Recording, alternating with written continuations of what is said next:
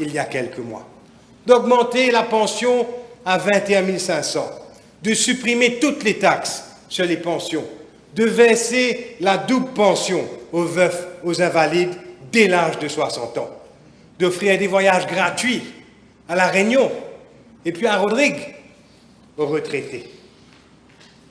Et que diront-ils pour justifier un tel revirement, un retournement de veste qui d'ailleurs restera dans les livres d'histoire? Premièrement, comme le gouvernement l'allègue dans son State of the Economy Report, que les statistiques officielles auraient été délibérément falsifiées afin de présenter un état de santé de notre économie différent de la réalité, afin de dissimuler un niveau d'endettement qui, selon lui, est plus élevé. Il s'agit d'une accusation extrêmement grave et qui aurait, selon le Premier ministre, contraint l'Alliance du changement à modifier radicalement son programme, alors même que celui-ci avait été plébiscité par la population avec un score retentissant de 60-0 et un taux d'adhésion record. Pourtant, Madame la Présidente, à notre surprise, depuis 8 mois, rien n'a été entrepris à ce sujet. La priorité, qui aurait dû être une priorité absolue, aurait été de prendre des mesures décisives contre les éventuels responsables, quels qu'ils soient, et de remédier sans délai aux failles relevées.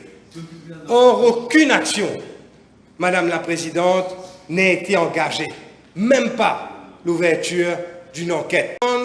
D'avoir découvert seulement maintenant les problèmes liés au coût et la viabilité économique des pensions, au problème du vieillissement de la population, de la baisse du taux de natalité, de la diminution du ratio travailleurs-retraités, de l'allongement de l'espérance de vie des Mauriciens, alors que ces données existaient déjà en abondance et étaient accessibles à tous bien avant qu'ils ne rédigent leur programme et fassent leurs promesses. Il était lui-même au courant. Le Premier ministre a cité hier le rapport du FMI, qui date de 10 ans, Madame la Présidente, et qui prévoyait alors, 10 ans de cela, que la pension deviendrait insoutenable en 2050. Il a également repris une citation d'un actuaire réputé, sans toutefois en citer le nom, qui qualifiait la pension de bombe à retardement. Ces propos, Madame la Présidente, ont effectivement été tenus par M. Bernard Yen, comme publié dans l'Investors Mag en 2022. Un détail qu'il a sans doute omis de préciser, c'est-à-dire bien avant la campagne de 2024. Pourquoi donc le gouvernement n'a pas-il sollicité un mandat populaire lors des 2 élections qui se sont passées depuis l'élection? Un mandat populaire de repousser à 65 ans l'âge d'éligibilité de la pension de vieillesse, au lieu de formuler, au contraire, d'aussi vastes promesses pour ensuite faire exactement le contraire. N'est-ce pas là une trahison? Pourquoi donc, Madame la Présidente, pourquoi donc être venu avec une réforme aussi maladroite? Parce qu'on demande au peuple de se sacrifier, de porter le poids du fardeau de l'austérité sans que les élus, eux, n'en fassent aucun. Le gouvernement aurait dû, Madame la Présidente, premièrement réduire les voyages et réduire le montant des podiums des ministres qui touchent plus en un jour à l'étranger qu'un retraité pendant un mois, Madame la Présidente. Il aurait dû allonger l'allocation des duty-free, la période d'éligibilité pour l'allocation des duty-free des députés à 5 ans, au lieu de 3 ans, comme ça l'est actuellement. Cela aurait aidé à économiser sur les devises étrangères, qui a été utilisé comme justification pour demander au peuple maintenant de payer une augmentation brutale sur l'excise duty des véhicules hybrides et électriques. Le gouvernement aurait dû supprimer, comme promis, le poste de vice-président, qui économiserait aux contribuables plus d'une centaine de millions de roupies sur la durée d'un mandat, surtout si on tient compte des frais de sécurité, de voyage, etc., qui ne figurent pas dans les estimates. Il aurait dû fermer les ambassades dont l'utilité est limitée aujourd'hui. Par exemple, l'Allemagne, la Russie, la Malaisie, le Mozambique. La mission en Allemagne aurait pu être couverte par notre ambassadeur à Paris. Pour les autres, on aurait pu avoir adopté le modèle singapourien de resident ambassador, c'est-à-dire des ambassadeurs qui sont basés à Maurice, qui résident à Maurice et qui voyagent dans leur pays d'accréditation de 12 nouveaux organismes pour les copains. Diminuer le train dit ministériel qui augmente. Si on épluche les estimés, on le voit. Si on prend par exemple le Prime Minister's Office, ça révèle une hausse de 33% des dépenses liées pour les conseillers, 62% pour les cérémonies et fêtes et 29% pour les augmentations de célébration de l'indépendance. La question donc, où sont les sacrifices? Voyez-vous ici, Madame la Présidente, le moindre sacrifice? Bien au contraire, le motto de ce gouvernement est « austérité pour vous, prospérité pour nous ». Suite à la PNQ de ce matin, plusieurs questions essentielles restent aujourd'hui. Premièrement, les comités ministériels ont-ils, oui ou non, prévu de soumettre leurs conclusions avant l'entrée en vigueur au 1er septembre des nouvelles mesures? La société civile sera-t-elle, oui ou non, invitée à faire partie autour de la table de négociation? Et si oui, quand? Qu'en est-il précisément de la réforme des pensions? Entrera-t-elle en vigueur sans interruption? Si on se fie à la réponse du ministre de tutelle, il nous a référé aux mesures budgétaires qui stipulent clairement qu'au 1er septembre 2025, le nouveau régime rentre en vigueur.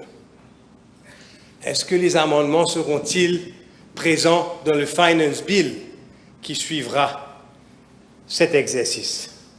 J'insiste pour que le prochain orateur vienne répondre clairement à ces sujets. C'est important. Et cette démarche qui démontre le summum de l'amateurisme s'est révélée aujourd'hui clairement dans les réponses du ministre de la Sécurité sociale, qui n'a ni su répondre, ni su convaincre, ni su maîtriser un sujet aussi important. Comprenez bien, comprenez bien que vous n'avez pas le mandat d'adopter cette réforme. Les Mauriciens ne l'accepteront pas, Madame la Présidente. Vous allez être obligés de backpedal tôt ou tard, c'est inévitable. Plus tôt vous réalisez cela, et mieux ce sera pour le gouvernement, et mieux ce sera pour la population et pour la paix sociale de ce pays, parce que le peuple gronde avec raison.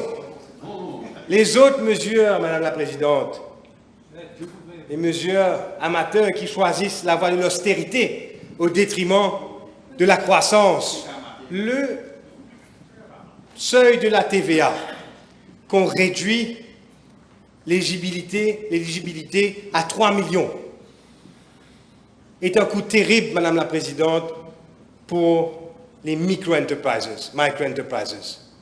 Parce en anglais, it adds an unnecessary burden on them, many of whom do not have the required skills to comply with the strict requirements of the VAT Act. This creates an additional administrative load, forcing them to subscribe. Bizarre innové, non? Bizarre innové. Au moins, moi, innové dans mon discours. Forcing them to subscribe to professional services, which will heavily impact on their cash flow and expenses. Est-ce que les membres du gouvernement réalisent-ils aujourd'hui avec cette mesure, qui est un non-sens, que le marchand de rôtis de l'autre côté de la rue, qui vend 400 rôtis à 20 roupies est aujourd'hui sous l'obligation, avec cette nouvelle mesure, d'aller s'enregistrer sous le VAT. Est-ce que les membres du gouvernement réalisent-ils que ce rôti à 20 roupies, dont la matière première n'est pas imposée de VAT, 23 roupies au minimum, sans compter le frais de comptable qui devront, bien sûr, payer. Réalisez-vous donc le fardeau qu'on impose sur ces petits entrepreneurs qui, pour la plupart, n'ont pas la connaissance. Attendez-vous à votre achat de rôti, de dalle pourrie, d'être remis un VAT-ricipe. Pareil pour votre tailleur, pareil pour votre plombier. Heureusement que les coiffeurs ont été exemptés. Madame la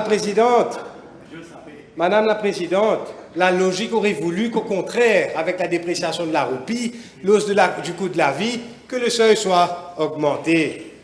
Et le gouvernement compte récolter 5 milliards de roupies, 7% des recettes, que sur l'augmentation sur la baisse de l'éligibilité et les nouvelles mesures de la TVA. Mais ce qu'il faut aussi retenir, ce qu'on ne nous dit pas assez, c'est que les infractions et les amendes ont explosé sous le VAT Act aujourd'hui. Au cas où un entrepreneur commet une erreur de calcul dans ses VAT returns, il sera aujourd'hui passible d'une nouvelle amende allant jusqu'à 500 000 roupies, en plus de l'imposition d'une amende pouvant aller jusqu'à le double du montant de TVA dû, comme c'était le cas avant, s'il est trouvé coupable. Pire encore, dans le cas où l'entrepreneur ne s'enregistre pas à la TVA dans les délais requis de 15 jours, ou s'il oublie de soumettre ses returns, où il était autrefois passible d'une amende allant jusqu'à 3 fois le montant de TVA dû, aujourd'hui, c'est jusqu'à 1 million de roupies de pénalité et 2 fois payer l'imposition de 2 fois le montant de TVA dû. Voilà ce qu'on ne nous dit pas. Et on va demander maintenant aux micro-entreprises, aux plaisanciers, qu'importe leur revenu, tous les plaisanciers ayant une licence commerciale devront se souscrire à la TVA. On demande à ces personnes aujourd'hui d'aller en conformité avec le VAT Act qui apporte une véritable épée Damoclès sur la tête de toutes ces personnes. Madame la Présidente, let's talk about the property sector. This measure impacts, the measures in this budget are impacting the property sector, which have been hit with significant tax increases, with the introduction of capital gains on property to an astounding level of 30%, which will have a devastating impact, of course, on the sector, on the FDI that it brings, and it will erode the growth in a sector that was doing so well. The fact, Madam Speaker, that billions of rupees worth of property have been blocked since the government coming into office. They were waiting for clearances that have not been given because, of course, these amendments were being prepared. These people now are shocked. They feel that they can no longer trust Mauritius. And the result is already being seen with cancellations following.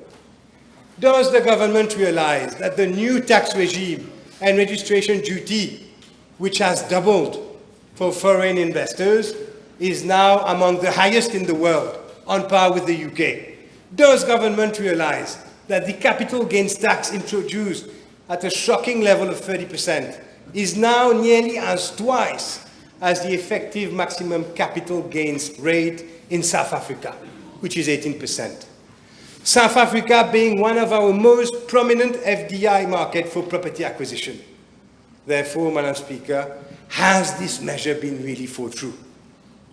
Who now will come and invest in Mauritius from South Africa, for example? Who will be interested if you are made to pay double registration duty, stamp duty, transfer taxes, and capital gains?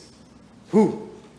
The more so, Madam Speaker, that security, law and order, and the combat of drug is no longer a selling argument for Mauritius since a long time. Does government realize the disaster this can mean for our economy? An economy, a sector that has been flourishing, which brings 18 billion rupees in Mauritius, just in terms of property acquisition, not in terms of related investment. We all know that foreign citizens come here and spend in the millions on their lifestyle, hospitality, etc. Has a proper study been done, a proper assessment in how this will impact? 2 words about Rodrigue. L'abolition des subsides chez les billets de la taxe aéroportuaire va tuer l'économie de Rodrigue, Madame la Présidente, qui dépend essentiellement du tourisme, dont la majeure partie, 90% des Mauriciens, de la classe moyenne. Et le billet qui passera bientôt de 6 350 actuellement à 11 000 roupies, 53% d'augmentation, risque de tuer l'économie rodriguaise. Et c'est un non-sens, parce que c'est Maurice qui va devoir après subventionner l'économie. Donc, quelle est la raison de mettre l'économie en péril pour quelques millions de roupies? On se demande. En termes de law and order, Madame la Présidente, c'est le véritable éléphant blanc du budget. Et j'y reviendrai plus tard. Le tourisme aussi, malheureusement, le temps ne me permettra pas, je vais conclure. Madame la Présidente, il n'est pas trop tard pour revenir sur ces mesures. Regardez ce qui se passe en Angleterre actuellement là. Allez voir Rachel Reeves, qui est actuellement en train de revenir sur ces mesures budgétaires, quand les investisseurs ont fui suite à certaines de ces mesures. Il n'est pas trop tard. Ne répétez pas les erreurs du passé. Ne reproduisez pas la politique d'austérité de l'épisode Patak-Manioc. Ne reproduisez pas un Patak-Manioc 2.0 des années 80, qui fut totalement renversé par la suite par M. Lochmina Raidou, qui avait au contraire prôné l'ouverture, l'expansion. Et l'histoire lui donne aujourd'hui raison. Donc c'est un appel au Premier ministre, revenez sur la pension. Si cette pension sera faite, elle doit être faite suite à une consultation large. Le ministre de tutelle ne nous a pas convaincus. En fait, suite à son allocution aujourd'hui, plus de questions se posent. Plus de questions se posent, plus d'incertitude aujourd'hui a été créée dans la population. Madame la Présidente, je vous remercie de m'avoir laissé parler sans interruption. Merci. Merci beaucoup. Il a fait cadeau de...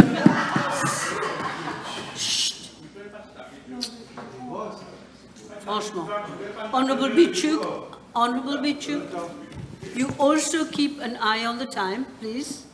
Oui, Madame la Présidente, je vous remercie pour cette opportunité qui m'est donnée afin que je puisse m'adresser à cette Chambre sur l'audacieux et prévoyant budget présenté par l'honorable Premier ministre et ministre des Finances de notre République. Mais avant, Madame la Présidente, j'aimerais bien, puisqu'il l'a sollicité, répondre à l'honorable Adrien Duval, qui parle de budget maladroit et d'amateurisme. Je laisse la population juger. Qu'est-ce qui est maladroit? 642 milliards de roupies de dette ou le rétablissement de la discipline fiscale? Je laisse la population juger qui a été maladroit. Celui qui a imprimé 180 milliards de roupies, occasionnant l'inflation, plombant le pouvoir d'achat des Mauriciens, et il ose parler, se poser en défenseur des consommateurs. Totalement absurde. Il parle d'austérité. Moi, je parlerai de responsabilité fiscale. Mais comment ose-t-il, lui qui occupe un poste de best loser, de s'attaquer au junior ministère des Finances, lui élu tombeur de l'ancien Premier ministre? Lui, il tient sa légitimité du peuple. il tire sa légitimité des urnes. C'est pour cela qu'il est là pour travailler. Même en tant que junior minister, il doit s'attaquer aux responsabilités déléguées par le ministre des Finances. Il n'a que fait son travail et c'est honteux de l'attaquer sur son travail et ses prérogatives. Parlons de pension à 21 500. J'ai l'impression que ce soit le leader d'opposition ou son acolyte à côté, ils n'ont rien compris que nous avons un mandat de 5 ans. La pension à 21 500 a été promise, mais échelonnée sur une base annuelle, soit une augmentation annuelle de 1000 roupies. S'il sait toujours faire les calculs, il saura que d'ici à la fin de notre mandat, la pension aura atteint le chiffre promis. Mais ce que je trouve encore très regrettable, puisqu'ils n'ont pas d'arguments propres, tangibles, pour venir contester les chiffres révisés dans ce document, il se contente, Madame la Présidente, de discréditer ce document et il essaye de savoir d'où ce document tire sa légitimité. J'attire son attention et votre attention que c'est un document qui émane du Government of Mauritius qui porte le sceau de la République de Maurice.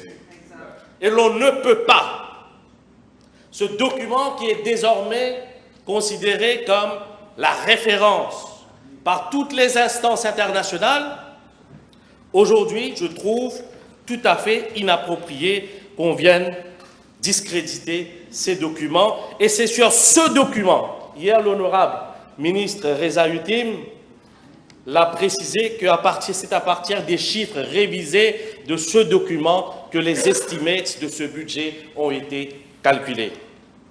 Bon, revenons maintenant aux critiques faites aux voitures duty-free et les voyages.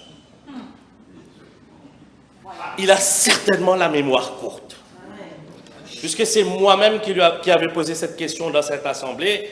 Figurez-vous, lorsque l'honorable Adrien Duval est devenu speaker par un poste, combien ces voyages ont coûté en 78 jours, 78 days, je vous donne le montant, 748 112 roupies.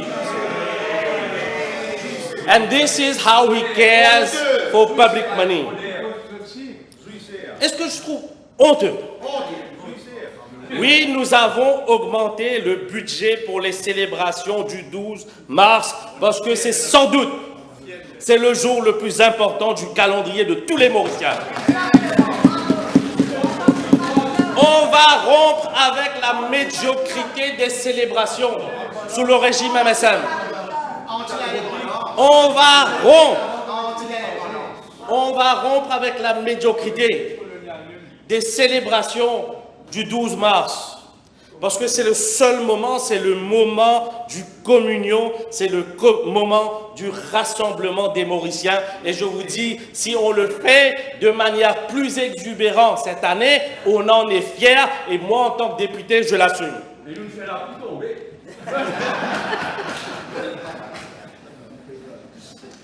Il ose parler et questionner même, est-ce que ce gouvernement, cette majorité, a le mandat de réformer le système de pension? Mais je lui poserai la question, est-ce qu'il avait le mandat pour devenir speaker de l'Assemblée nationale?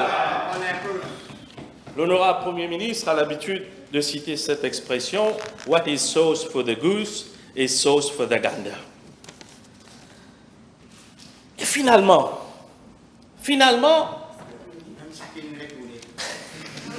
j'accueille l'honorable Shakel Mohamed.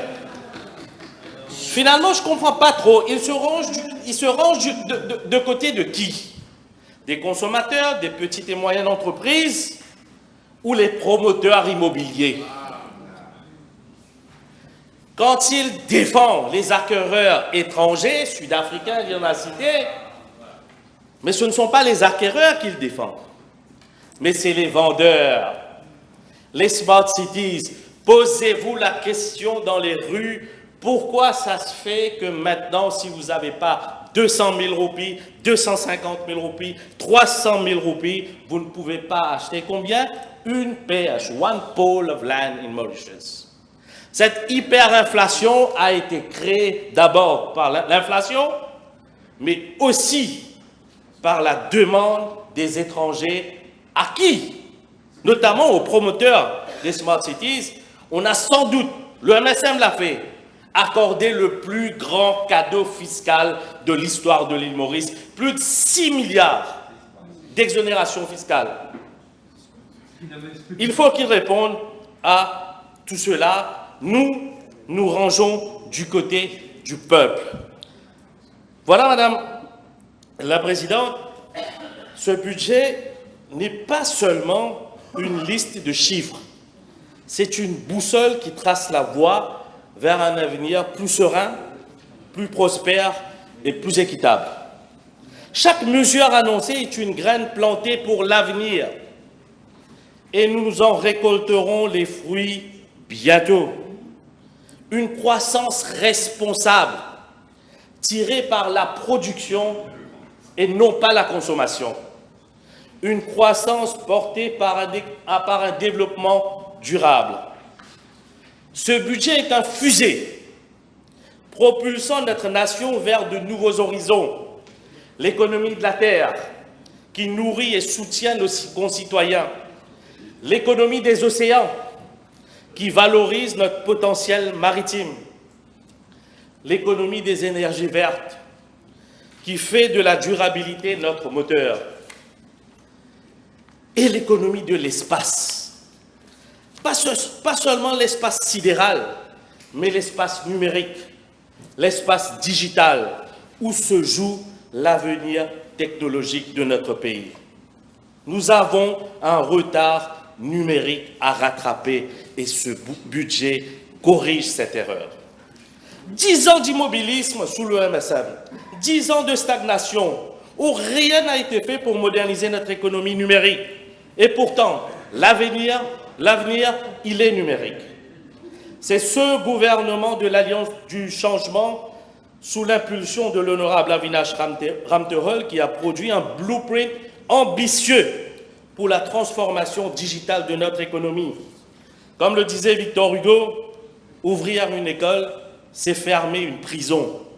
Aujourd'hui, investir dans l'intelligence artificielle, c'est ouvrir une voie vers l'emploi, vers l'innovation, vers la prospérité et un nouveau pôle de croissance. Il faut refuser, rompre avec la médiocrité numérique. Mais voilà les prophètes du malheur, atteints de l'IA, non pas de l'intelligence artificielle, mais de l'intelligence anachronique. Prétendent qu'investir 25 millions de roupies pour équiper et épauler nos fonctionnaires avec l'outil de IA serait une erreur. Non, monsieur le leader de l'opposition. L'IA n'est pas un monstre, comme vous le décriviez hier. Ce n'est pas un spectre qui menace, mais un levier qui libère l'innovation et la créativité. Que peut-on s'attendre du gouvernement MSM qui n'a rien fait de l'économie digitale? Souvenons-nous, le ministre des TIC d'alors n'avait rien fait pour moderniser notre infrastructure numérique. Le peuple s'en souvient, son laptop avait éclaté. Voilà le symbole du naufrage numérique du MSM, c'est à s'arracher les cheveux. J'avais une expression en Bhojpuri, mais je me retiens pour cette séance. Merci. Madame la Présidente, quelle pitié, quelle ignorance de la part de ceux qui s'agrippent aux vieilles méthodes alors que le monde avance. Nous regardons vers l'avenir. Ce budget regarde vers l'avenir. Nous créons, nous partageons et nous innovons. L'avenir appartient à ceux qui se lèvent tôt, disait Léon Trotsky. Aujourd'hui, l'avenir appartient à ceux qui investissent dans la transformation digitale. Et ce budget, Madame la Présidente, trace le chemin de cette révolution technologique. L'opposition joue les Cassandres, prédisant l'effondrement numérique, mais oublie que c'est l'audace et la prévoyance qui font avancer un pays. Le ministre des Finances a bâti ce budget comme on construit un pont, celui de l'avenir, avec rigueur, vision et volonté. De relier, bien sûr, courage, afin de relier les citoyens à de nouvelles opportunités. Moi, enfant plantaire, enfant d'un planteur, je me réjouis des mesures budgétaires pour relancer l'agriculture. Madam Speaker, the centralization of state lands from SIT, Landscope, the Ministry of Agriculture and the MIC into a consolidated bank dedicated to agriculture is a bold and commendable step forward. It is not just policy, but it's a vision that reclaims our roots, revitalizes our fields, and redefines our future. Allow me, Madam Speaker, to pass through you, based on the facts on this budget, a message to the youth of this country. It's not a statement. I'm still within the parameters of this budget. The next great wave of social mobility is not in offices, not in air-conditioned skyscrapers. It is in the land. Your next BMW, your next Mercedes, your next Ford Raptor, your dream home, they might not come from mere salaries, but from cultivation and from bold entrepreneurship from the soil beneath our feet. Let's wake up. Let's rediscover what our grandfathers knew, what they fought for, what they built. Let's work the land. Because it is in the land, there lies the gold.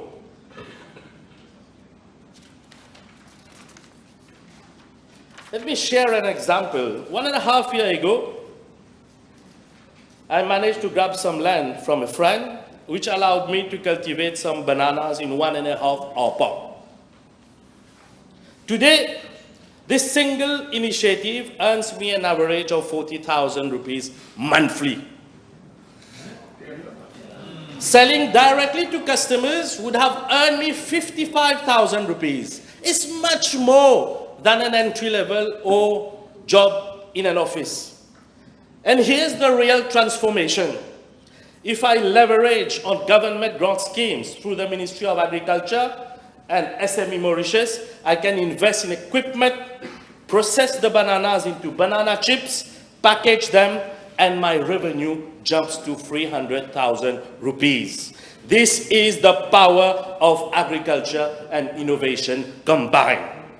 And this is what this budget makes possible.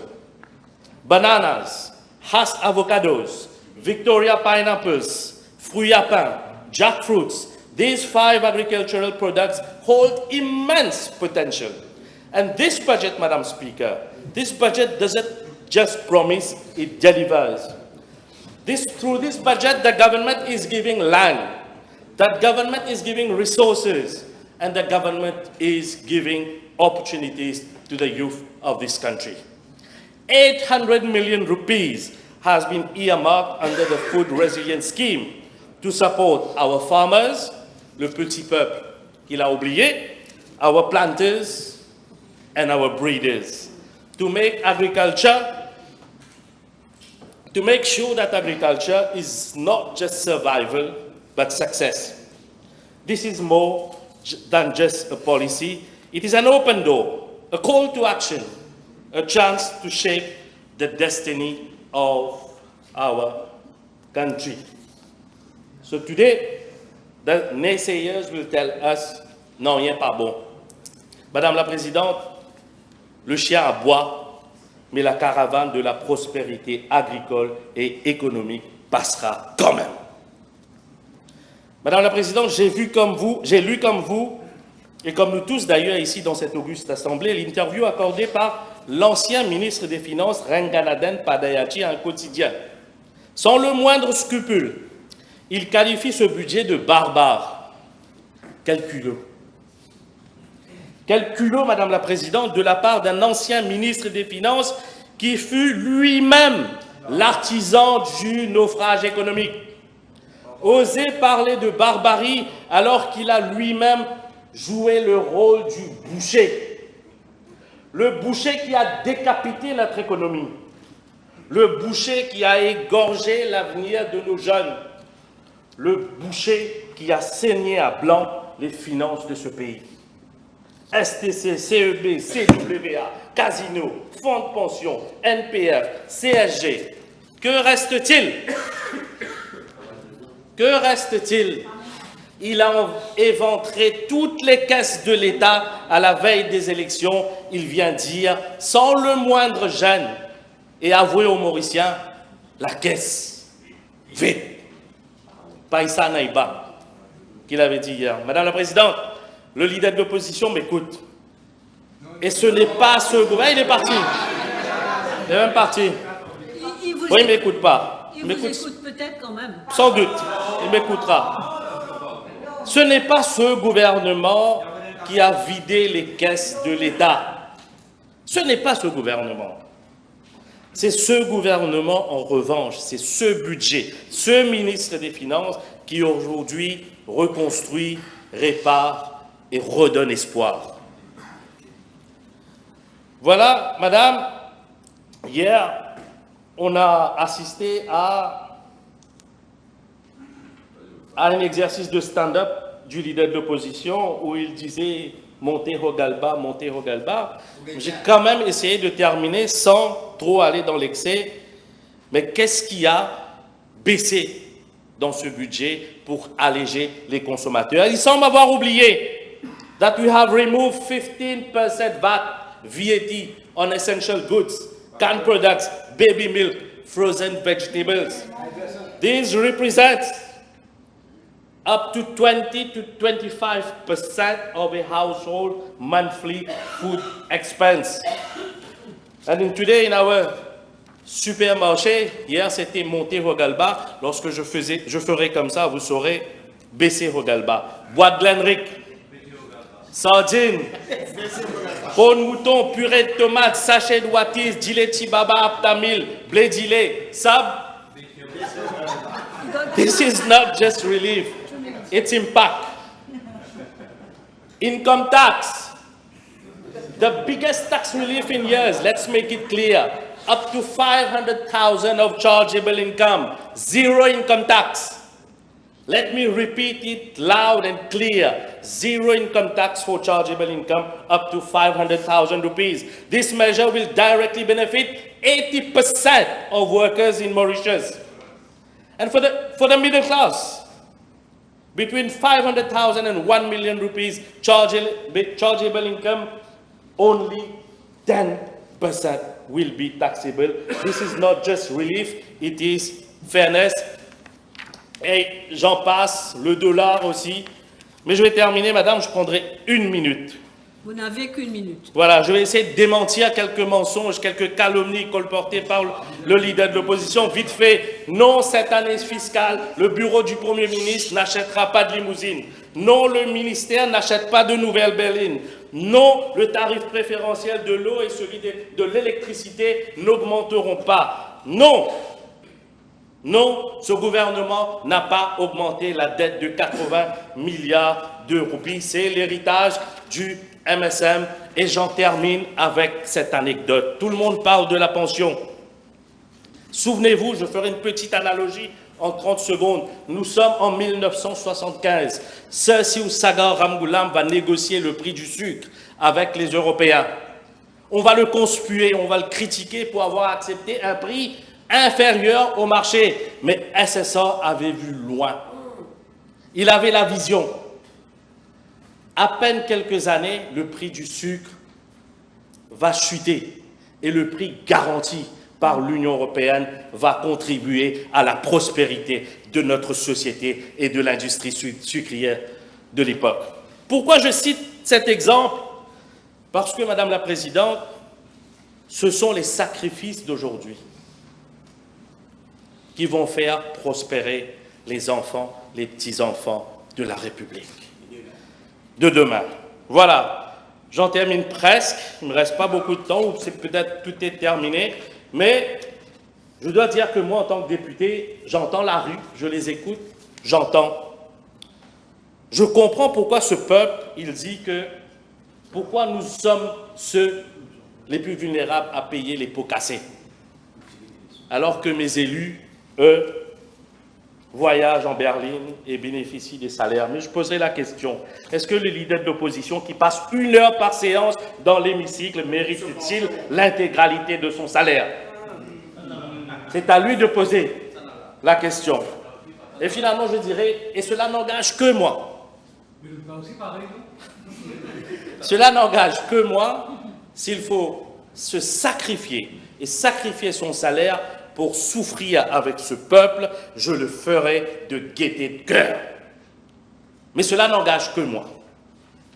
D'accord? Et pour terminer, au prophète de malheur, hier, j'ai entendu, c'est ma dernière ligne, j'ai entendu le leader de l'opposition dire qu'il voit beaucoup parmi nous ne pas terminer son mandat, ou en prophète de malheur, il prophétise que c'est peut-être notre dernier mandat.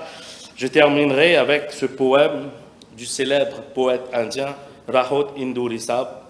Je vais le traduire en anglais. We are not mere leaves on branches.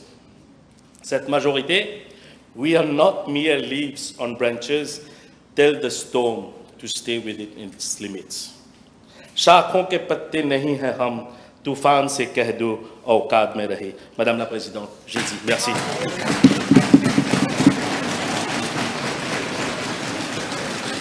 Honourable members, I will ask the deputy to take the chair.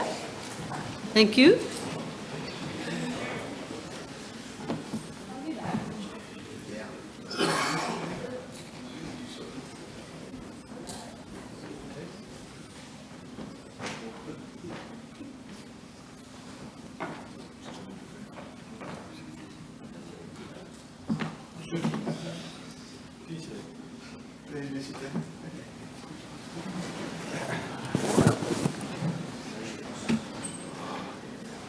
Honorable Ms. Colette.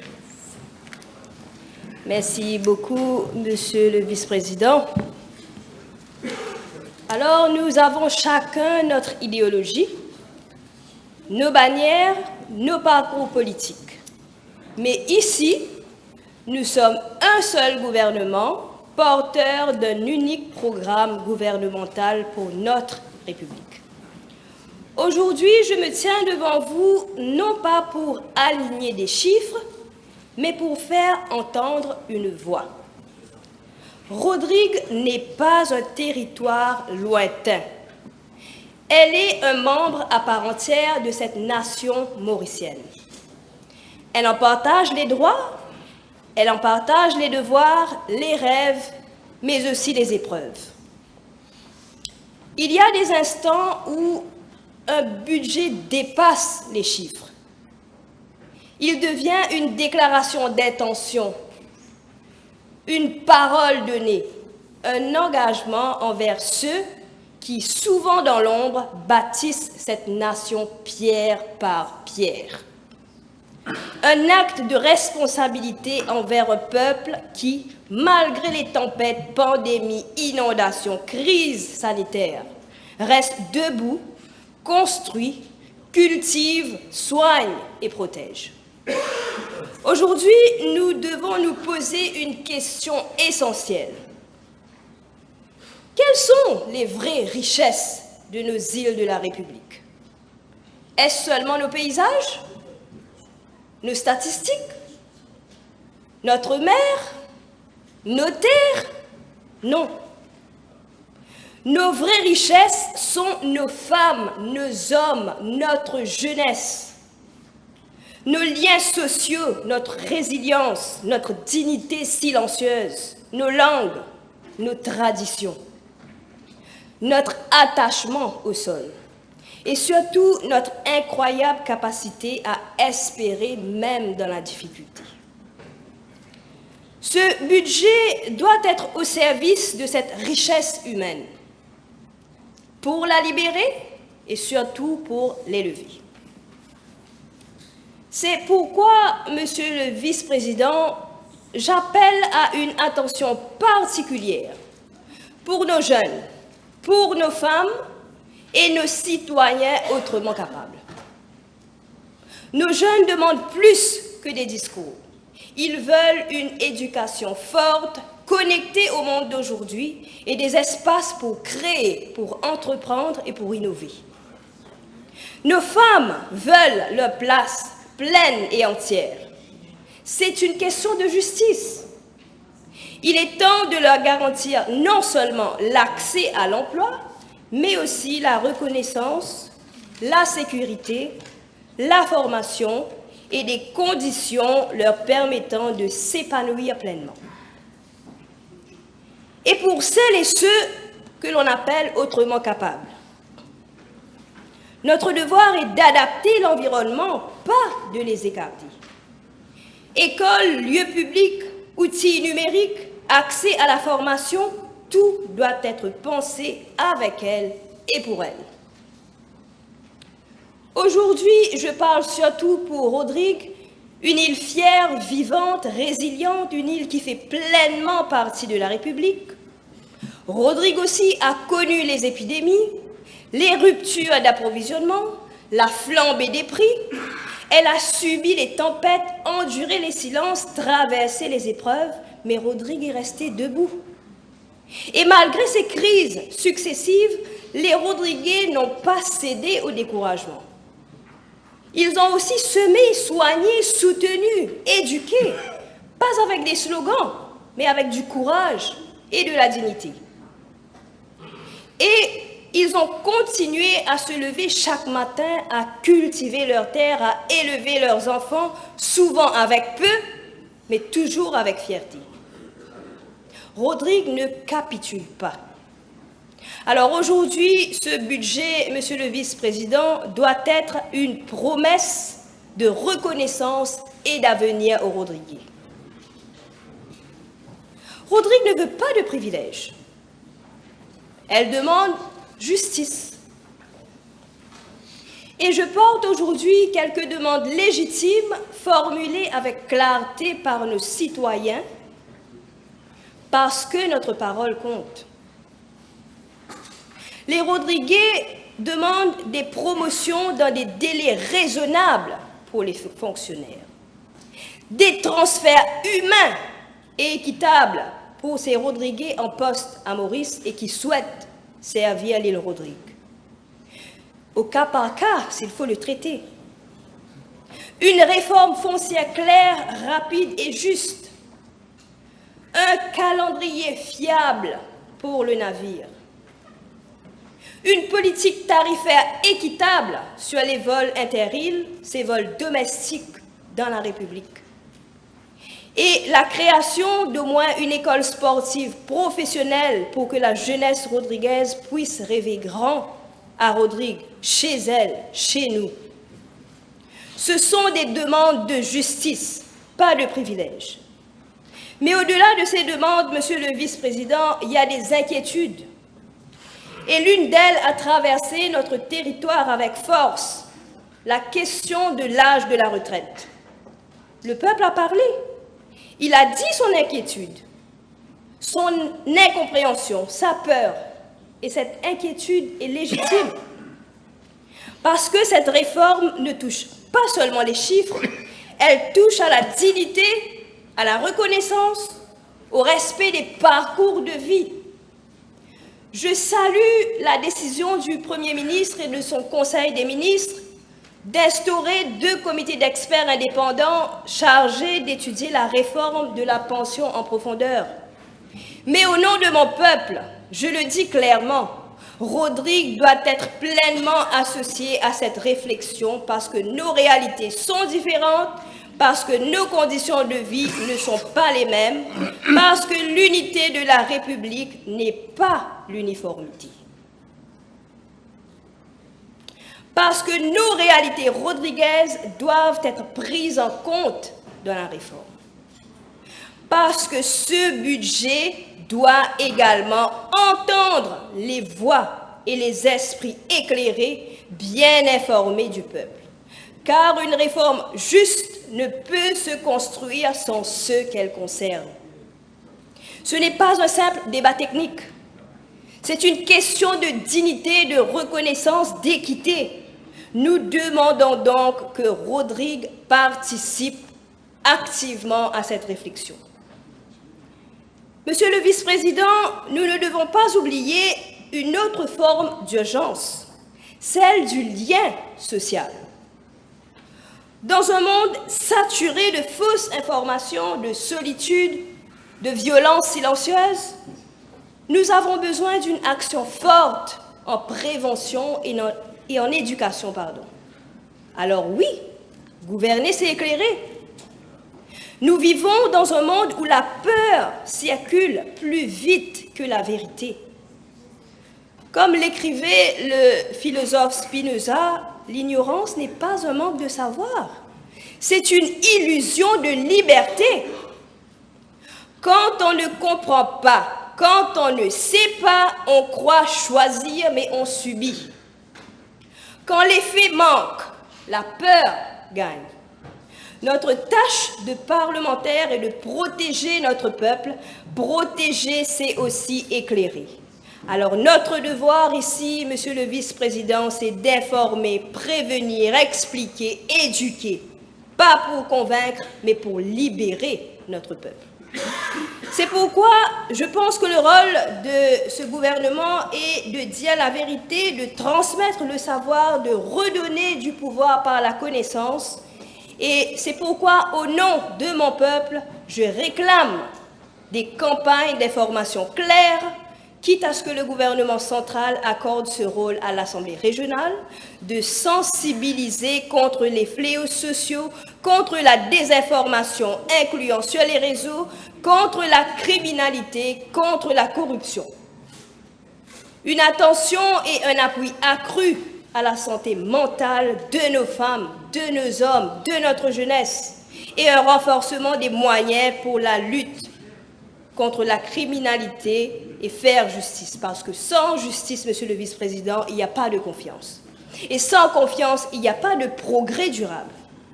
En parallèle, monsieur le vice-président, la population exprime d'autres attentes concrètes. D'autres urgences remontent du terrain. D'autres choses doivent bouger. Les collègues avant moi l'ont fait ressortir. Le coût de la vie est trop élevé. Les factures d'eau, les factures d'électricité explosent. Les billets d'avion Rodrigue-Maurice,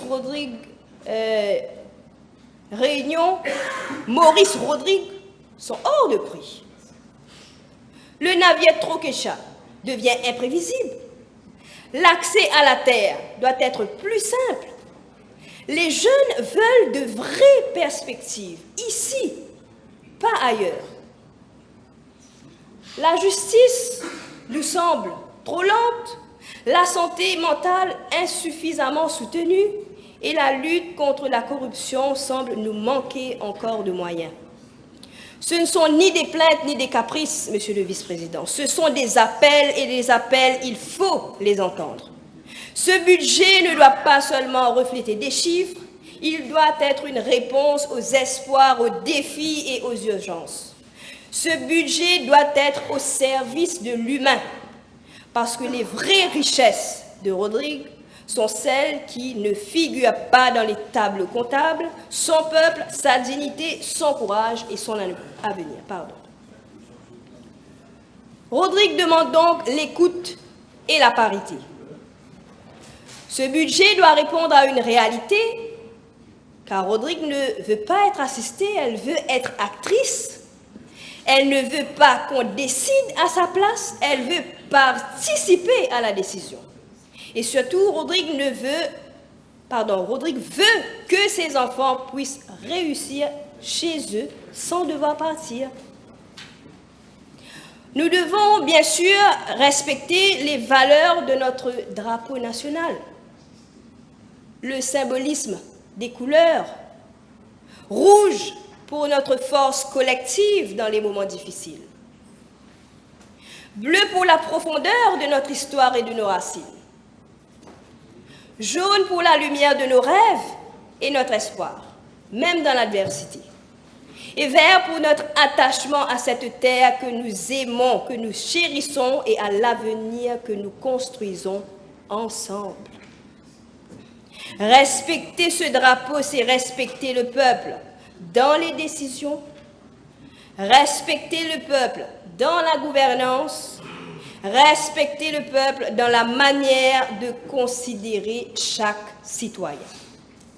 Un budget pour bâtir l'avenir. Ce budget ne cherche pas à colmater, mais à construire. Il anticipe les défis de notre époque, le climat qui change, la technologie qui évolue, les métiers qui se transforment, la sécurité alimentaire et surtout la promesse faite à notre jeunesse. Car un jeune Rodriguez ne doit plus quitter son île pour réussir. Je le répète, il doit pouvoir grandir, s'épanouir et construire chez lui. Ce budget doit ouvrir des chemins, car il rappelle que la République est une et entière. Monsieur le vice-président, le budget 2025-2026 prévoit pour Rodrigue 5 milliards pour faire fonctionner les services publics, hôpitaux, écoles, administration, transport, et 785 millions de roupies pour financer des projets d'avenir, des investissements utiles qui changeront le quotidien de chaque Rodriguez. Et ce budget ne doit pas se limiter à un montant. Et moi, je vois qu'il marque une nouvelle façon de faire. Désormais, chaque roupie dépensée doit produire un impact mesurable.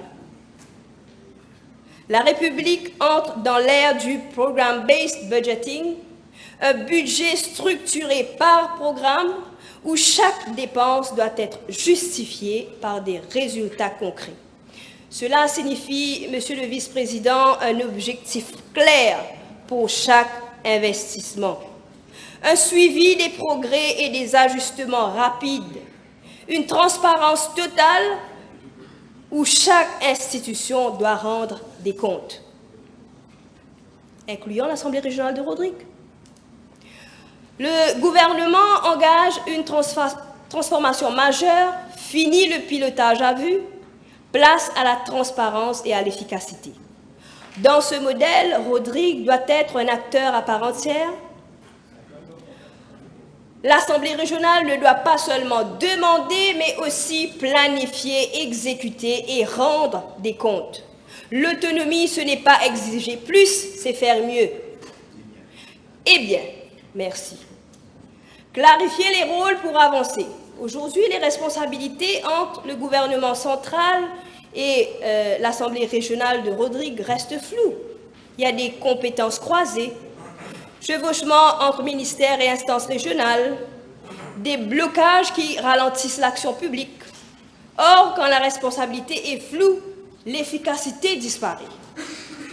Au nom du peuple de Rodrigue, je demande une réforme des lois sur la décentralisation des pouvoirs pour clarifier qui fait quoi, quand et comment. Pour une gouvernance lisible, des rôles précis, une action rapide et efficace pour le citoyen.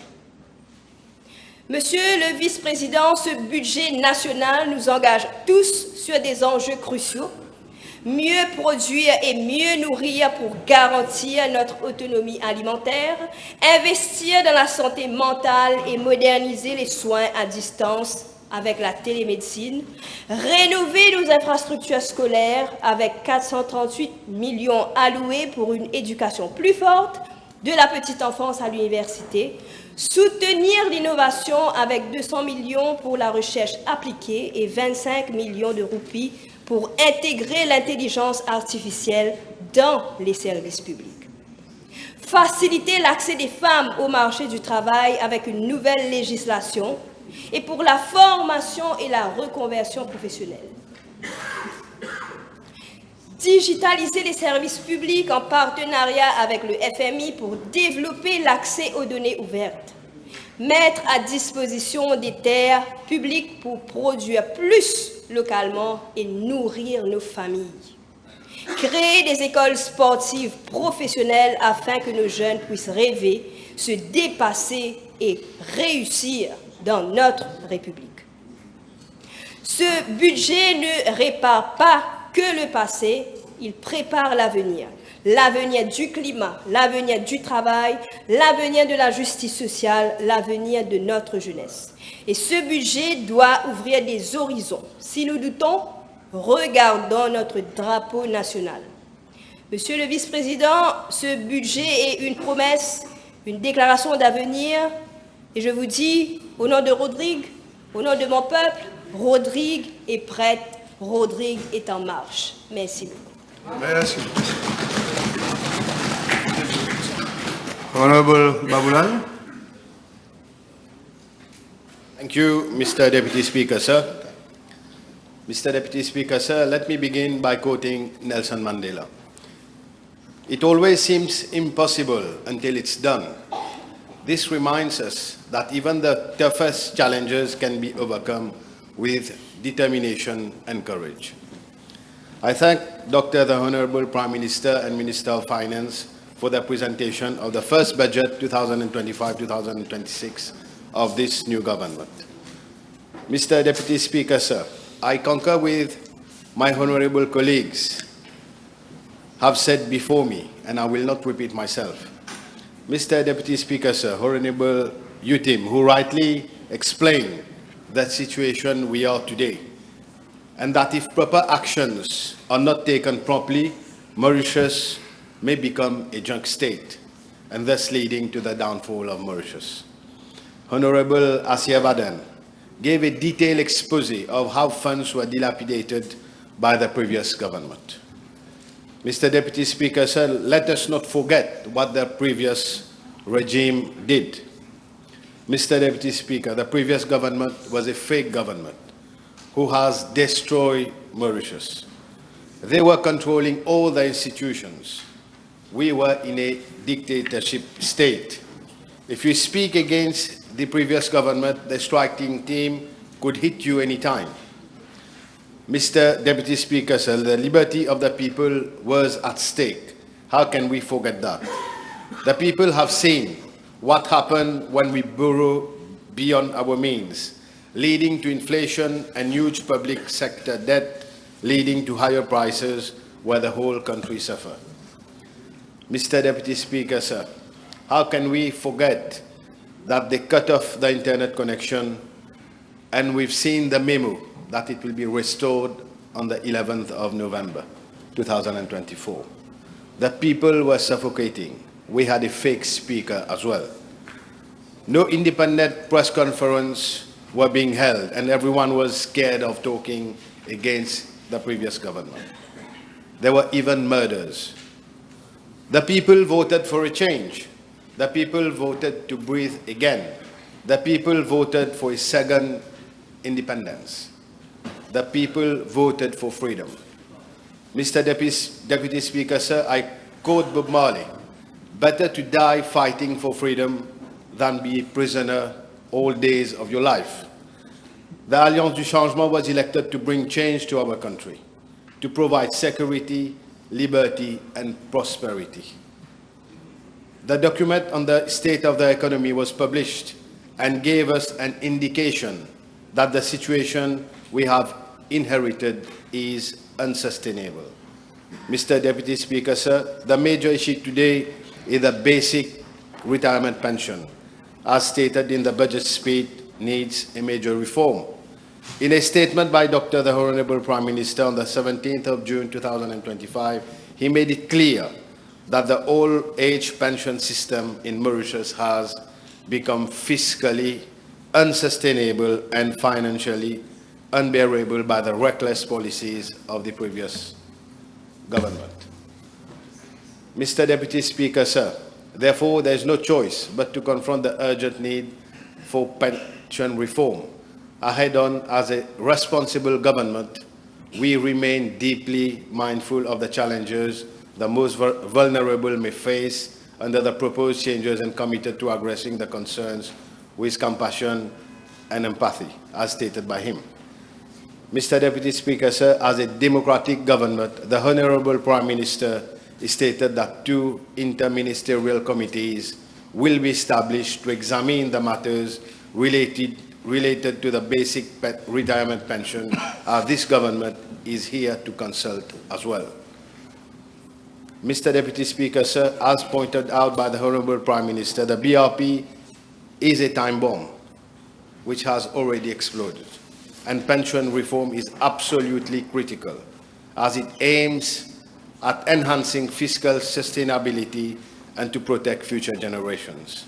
Mr. Deputy Speaker, sir, quoting George Orwell, if liberty means anything at all, it means the right to tell people what they do not want to hear. Liberty begins to take root. It is a plant of rapid growth, and this is what this government is doing, which will lead to a more sustainable Mauritius. Mr. Deputy Speaker, sir, if we care for the future generation, we need to act now. As rightly pointed out by Barack Obama, in the face of impossible odds, people who love this country can change it. Mr. Deputy Speaker, sir, no politicians like to make unpopular decisions, but we have to admire the courage of the Honorable Prime Minister and Minister of Finance and the Deputy Prime Minister, who without doubt means business for the betterment of this country. The work began with this responsible government in November 2024, and in 7 months a lot has been done. All ministers are doing their best to clear the mess of the previous regime by installing public responsibility in public finances, by giving the Bank of Mauritius back its independence, by rebuilding our public services. Now our task is to secure Mauritius' future. Mr. Deputy Speaker, sir, this budget sets out comprehensive plans of action and policies resting on 3 pillars: economic renewal, a social order, and fiscal consolidation. Mr. Deputy Speaker, sir, in shaping innovative Mauritius, education is a crucial building block for a brighter future. Mr. Deputy Speaker, sir, a brighter future relies on how people across generations purposely engage in AI. Together, we must imagine the impossible to achieve the unthinkable. It is upon us all to build our future. This government has provided 200 million to various ministries to finance research that result in policy innovation. Ultimately, we will need intentfully redesign our education system, our economic system, our labor system to more broadly benefit from the power of generative AI. Mr. Deputy Speaker, sir, it is true, we the people invest our future, and that necessity is the mother of innovation. Without such significant resource, investments, ideas remains just that. This is why this government believes in innovating all the ministries. Mr. Deputy Speaker, sir, in the upcoming future of the even lower cost of access to other group types of expertise, we should aim for no human left behind. We should fund massive AI literacy training for our current generations, XYZ. Mr. Deputy Speaker, sir, let's start making sizable forward-looking investment on the people, part of people plus AI equation to make it balance. Only then we will get on the path to the exponentially brighter future for humanity and Mauritius. Mr. Deputy Speaker, sir, another pillar that Mauritius will develop is the blue economy. As rightly pointed out by the Honorable Dr. Boulel, the work has already started. Mr. Deputy Speaker, the high-level 2025 United Nations Conference to support the implementation of Sustainable Development Goal 14 has seen Mauritius being represented by the Honorable Prime Minister. Mr. Deputy Speaker, sir, this conference aims to support further and urgent action to conserve the sustainability use of oceans, seas, marine resources for sustainable development and identify ways and means to support the implementation of SDG 14. Mr. Deputy Speaker, sir, there will be an Assise de l'Océan, which will come up with a blueprint. Mr. Deputy Speaker, sir, in relation to the judiciary, the Attorney General is doing his best for the long-awaited reforms, and also the renovation of Flag District Court is most welcome. Mr. Deputy Speaker, sir, this budget also brings changes in my constituency, that is number 10, where the implementation of motorway M4 project is underway from Forbach to Bel-Air. Furthermore, there will be upgrading of B28 from Beauchamp to Bel-Air, extension of Bramston Area Health Center, construction of Community Health Center at Trou-de-Douce, Camp-de-Mars, and Aiguillard. There will also be construction of jetties at Trou-de-Douce. These have been long due. Mr. Deputy Speaker, sir, this first budget lays the foundation for building this bridge to the future.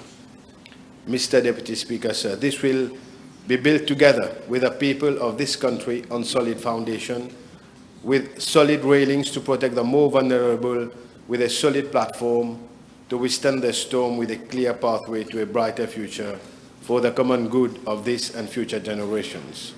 Mr. Deputy Speaker, sir, the population put their trust in us, and we as a responsible government honor this trust to get us to the right destination.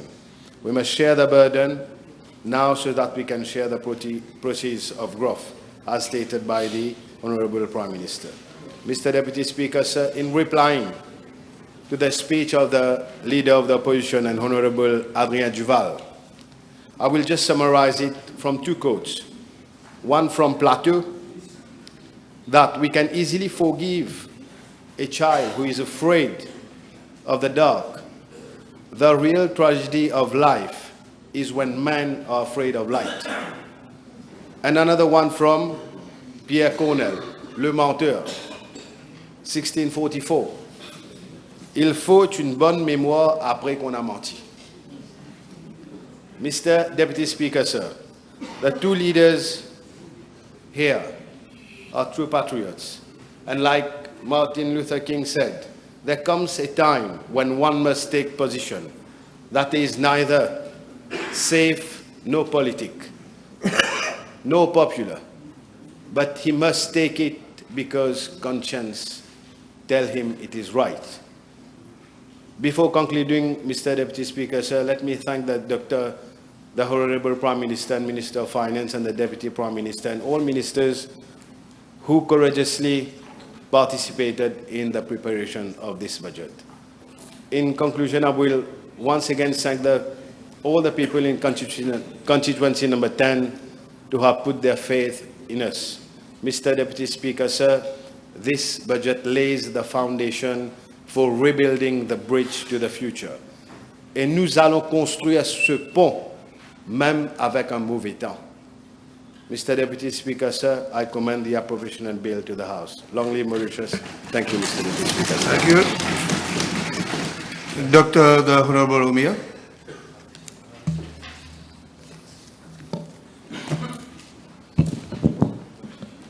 Thank you, Mr. Deputy Speaker. I have participated in a few debates over the last few years, but this particular one bears a great importance, not to the present alone, but to the future generation. I'm, however, glad to see today among our invitees a young generation of people sitting there watching how this government have at heart their future and make securing a better life for them in the future. This budget implements a vision to redress an economy completely devastated, as seen on one hand, after the state of the economy. This document will become a terms of reference in the future or in the future decades. Nobody will be able to deny it. And this is evidence of the catastrophic, reckless management of our finance by the previous government. And it showed the depth of our debts. On the other hand, I have been many times being shown in this House about PQs and PMQTs that have shown how the coffers of the state have been squandered, ransacked, and including the reckless and illegal recruitments by a manipulated local government service commission. We all heard yesterday how the Prime Minister mentioned how Nandan Gopi benefited 3.2 billion rupees from cash from the government of Mauritius. How the Minister of Foreign Affairs, he gave us in details how there was an abuse about using Mauritian money, our taxpayers' money, only to have a lifestyle so that they can enjoy it. But they never had concern for the suffering of the people of this country. Mr. Deputy Speaker, budget brings a lot of expectations, anticipation, fears of taxes, criticism, but this budget was based on fiscal responsibility and concern of the status of a country, particularly in relation to international agencies like Moody's, who had to consider their opinion and their probable actions if we do not act conservatively, appropriately, and with due diligence. This government has truly inherited a very catastrophic inheritance. The figures in the state of the economy, I've heard so many times the leader of the opposition and his colleague there, Adrien Gival, saying the figures, they don't lie. They don't lie. Public debt is expected to be 642 billion, more than the 574 expected. This will be 90% of our GDP. A budget deficit of 70 billion rupees, a depreciation of our rupee over the last 10 years. And you have also seen how there has been a loss of power in the buying capacity of our people, including inflation rate that have risen. Mr. Deputy Speaker, sir, with all the wide-ranging measures announced in the budget, what is the government aim in producing such a budget? The aim was clear. We expect that a budget surplus in 5 years, a public sector debt to 75% within the next 3 years, and eventually to 60%, as when the Labour Party left government in 2014. A fiscal responsibility regulation that would ensure that we cannot and have levels of public sector debt overcoming more than 60%. Mr. Deputy Speaker, sir, les budgets précédents ont jeté la poudre aux yeux avec des allocations à certaines couches de la société. But one must cut one's coat according to one's cloth. Et ceci n'a été fait. How did they do it? How could they give so much allocation? How could they pretend that they had enough money in the coffers of the bank? It is because our reserve figures were inflated, downplayed expenditures, overstated GDP, basically a combination of manipulation of figures, printing money, increasing debt, and contempt.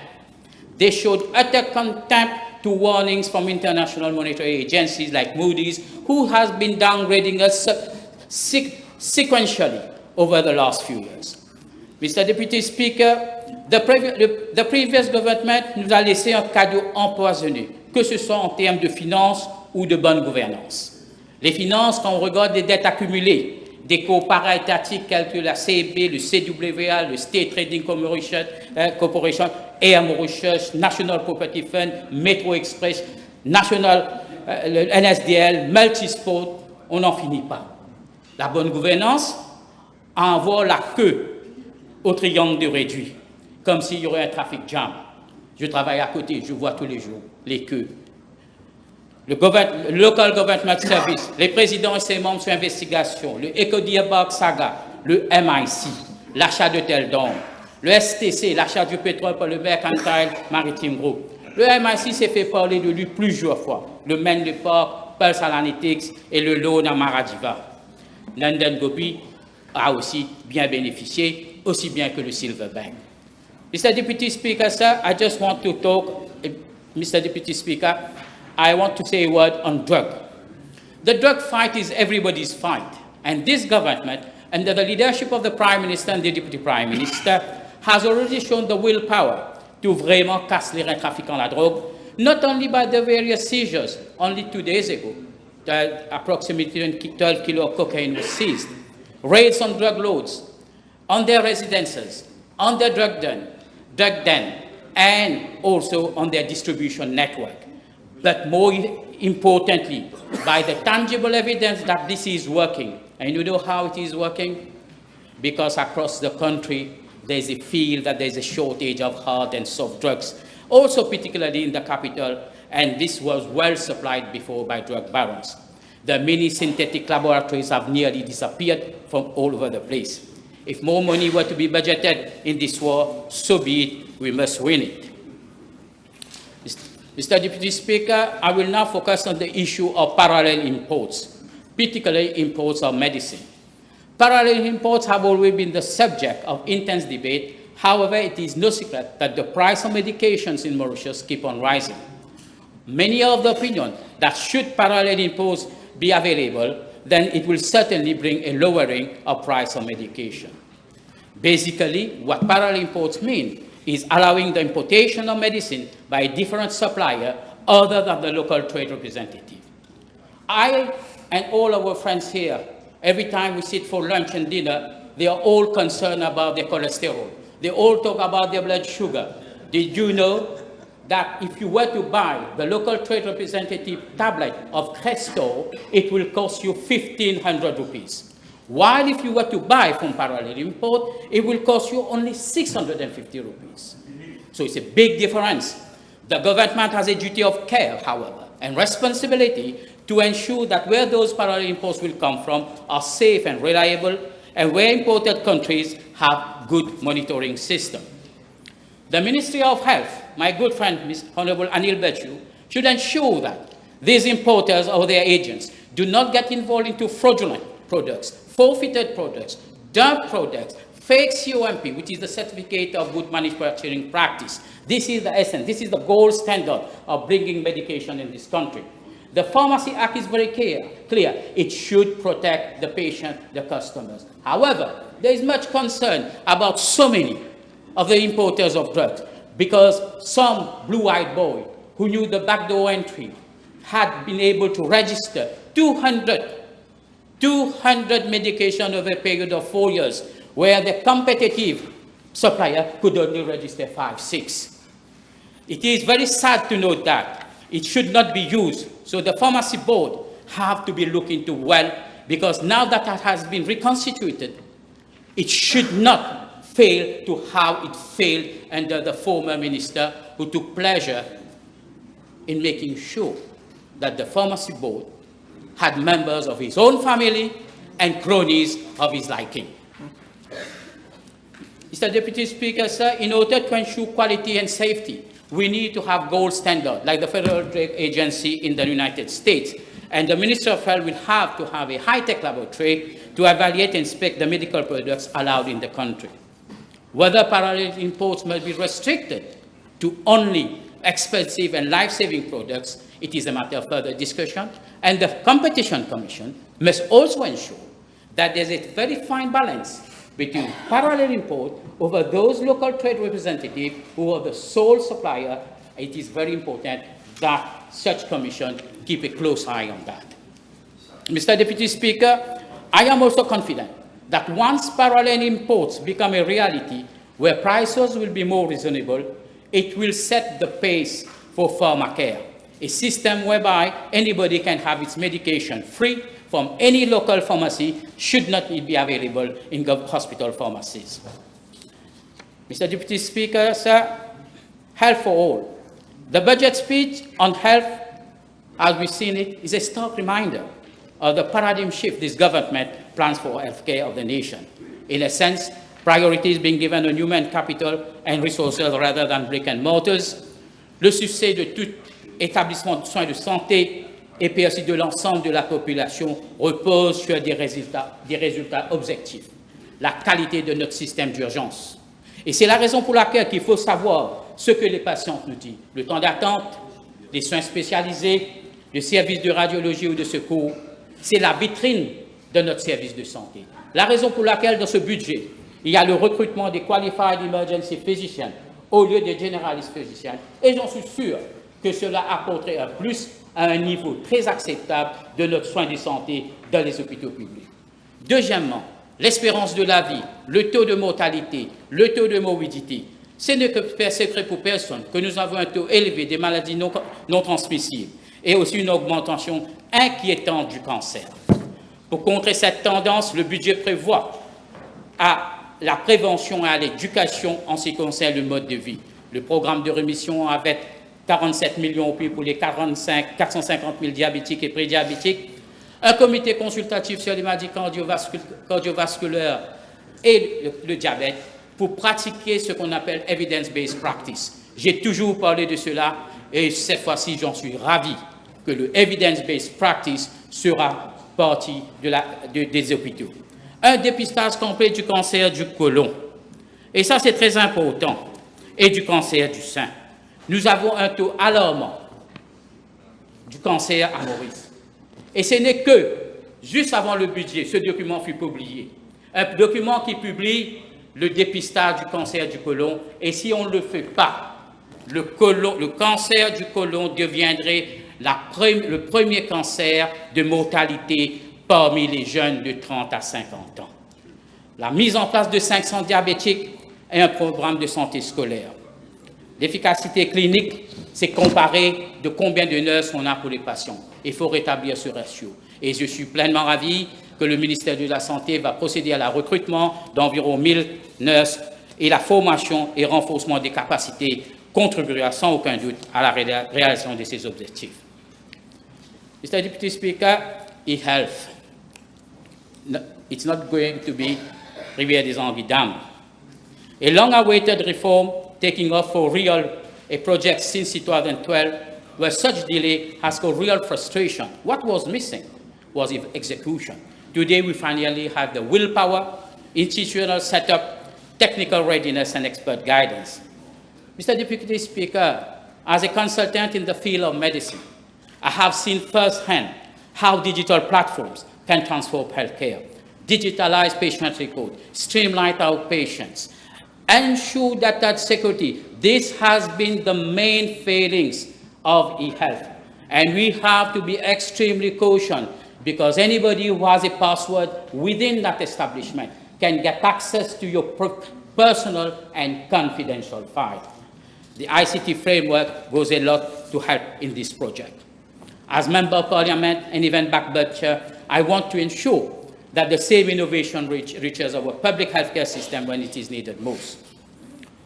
Mr. Deputy Speaker, the seriousness of health for all, which laid the basis for a fairer future, will be a stark reminder of the legacy that has been left since 2019 until 2024 by the former government, and particularly the rogue minister who did not hesitate to allow his cronies to ransack this country. Where to start? The juicy constructs of hyperfarm, the panic buying of chloroquine, the damning special audit on emergency procurement of 1.5 billion rupees, our DE and so much debated pack and blister, molnupiravir, which had a 200, 300, 400, 500, 700 increase, 100% increase in the initial price, Remdesivir and Ronaprev during Rovit buying, which was not even necessary, the STC saga, masks, PPEs, les bijoutiers, les quincailliers, les amis d'enfance, les hôtesses de l'air, l'ITELEC, ECO, the golden handshake of the former chief executive, the FCC, the fact-finding committee on the deaths of 12 unfortunate dialyzed patients. I was sitting up there, what they say, I don't know what name was given, one of the Pulaye, whatever they said there. I was there when I questioned the minister who was there. And I asked him, will you set up a fact-finding committee on the dialyzed patient who unfortunately died? And his answer, as usual, with his cynical manners, he said no.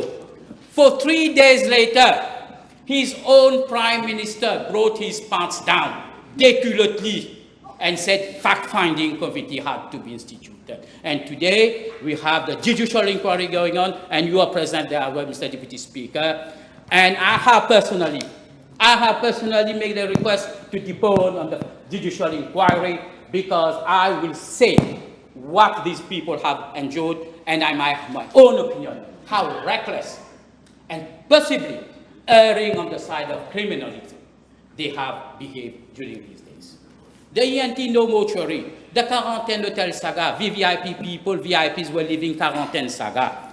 Lack of oxygen, no preparedness, you had to go to Réunion to get it. Burnout staff, young girl passed away. Laboratory not equipped for PCR. Despite preparedness, despite the WHO mentioned that the COVID-19 was a public health emergency of international concern. Such were the glaring wastage of public funds. Never again these people should be allowed to be at the helm of government. It's good they are not here anymore. I don't see them. Mr. Deputy Speaker, I will fail in my speech if I do not say a few words on the so much canvassed pension funds reforms. The so-called wonder reform as brought by the ex-finance minister to support the pension fund, the CSG, was a complete fiasco. Let me remind the House that it had been dilapidated, the CSG, depleted, ransacked, and left with the government with a debt of 9 billion rupees. It is a fact that the pension at the age of 65 does bring an element of uneasiness among certain sectors of our workers and population. The question we all have to ask, is the current system sustainable over the years and generation to keep coming in mind? With an aging population, an increased number of retired employees, and a ratio of 2 working people for 1 retired person, and in the next common years, a ratio of 3 working people for 2 retiring persons, young individuals now contributing and not having a guarantee that their basic retirement pension will be paid. This budget has not changed the retirement age. This budget has kept the retirement at 65, and it will remain at 65. But we have to be careful, because the number of workers are shrinking, and the number of old age pensioners are soaring. The BRP is taking from 67 age over to 70 in most developed countries. In this country, it's from 2010, it was 1.9% of our GDP, and today it's nearly 7.8%. We have to be careful that the aging population will rise, since from 84,000 people to 250,000. You got 1 minute to conclude. Few people. However, a safety net for heavy-duty workers, sick people, housewives, vehicle drivers, construction, among others, must be considered. An appropriate discussion with relevant stakeholders will surely find common grounds for these people. We all hear the sounds of the boots on the ground. And notice that sounds of the boots on the ground that we've been hearing was not exclusively for a few. And we had an obligation. We had to be mindful of the political mileage of some criticism. Reason why the Prime Minister acted promptly, diligently, and with empathy for the vulnerable and instituted 2 interministerial committees. On a more positive note, I will say, Mr. Deputy Speaker, sir, I'm nearly finished. Please bear with me. I am fully supportive of the call that sacrifice must be seen from all members of this House, chief executives of parastatal bodies, directors and chairmen, previous heads of states, ambassadors among a few. High-end expenses and traveling of parliamentarians, which are a necessity at times, are often the subject of discussion by people out there. Pour le petit peuple, parce que ce sont eux qui sont toujours appelés à serrer la ceinture, ils sentent la pression. Due attention must be given to them. I will say to Honorable Duval, who talk about this particular show of sacrifice, if it really means sacrifice, I'll tell you what I'm prepared. I'm prepared to chip in, to participate if there were any contribution government will set up to help the needy. But will he forego a pension fund he acquired after only 78 days of being Speaker? He will not, I'm sure. He loves his money. To finish off, since the budget speech, I have heard on one private radio where a former minister came and said, "Sa budget la fin met l'homme dans les yeux ban maman." If he is listening to me, his government for 6 years fin met l'homme disant in the eyes of mothers, fathers, grandfathers, uncles, where young have been killed, died just to become the scourge of drugs. He should not teach us any lesson. But that former minister have forgotten one thing. His and his colleagues And I tell to everybody to remind him that him and his colleagues will never and never dry the tears of blood of Mrs. Kisner, whose husband was one of the agents and brutally murdered. To conclude, a very bold budget with some measures not politically popular at the moment, but whose success will lie in the welfare of our children and future generations will be savored by them. I finish on a quote of Albert Camus. This quote is for the Honorable Prime Minister. The Prime Minister has, in an interview on one of the quotidiens du matin, dit « J'ai les épaules assez larges parce que j'ai fait la traversée du désert ». But you know what Camus said about this attitude? In the midst of winter, I find within me an invincible summer, and that makes me happy. For it says that no matter how hard the world pushes against me, within me there is something stronger, something better, pushing right back the criticism. I'm done. Thank you. Thank you. Honorable Minister Gundia. Thank you, Mr. Deputy Speaker, sir. Mr. Deputy Speaker, sir, Mauritius has been through a decade of drift, a decade of missed opportunities, growing inequality, and economic stagnation, to mention only a few. Our people have endured years of economic pressure. Basic necessities became harder to afford. Opportunities shrank under the weight of nepotism, and household budgets were stretched to their limits. All this while debt skyrocketed and policies lacked visions. The burden of mismanagement has taken its toll on the population. It has been heavy and it has been deeply felt. Development was stalled, vital infrastructure neglected, and instead white elephants were given center stage. Trust in public institutions eroded, and the promise of progress dimmed for families across the island. And when I listened to the speech of the leader of opposition yesterday, Mr. Deputy Speaker, sir, it only confirmed that the country already knew. The speech was a reflection of the reason why Mauritians rejected the former government so decisively. It lacked direction, substance, and relevance. It is no surprise then that it took more than 6 months and this very budget for Pravin Jagnnath to finally make a public appearance. A historic 60-0 defeat does not come without cause. It comes when people feel unheard, unserved, and disillusioned. That speech gave us every reason to remember why we are here today, because the people of Mauritius demanded change, not slogans, but leadership. This budget we are debating today, Mr. Deputy Speaker, sir, is not just a set of numbers. It is a declaration of intent, a roadmap for positive change, national recovery, renewal, and hope. It is about economic empowerment, jobs, dignity, and justice. It is about restoring hope where there was loss of faith, and giving every Mauritian, whether a farmer, a teacher, an entrepreneur, or an artist, a real chance to thrive.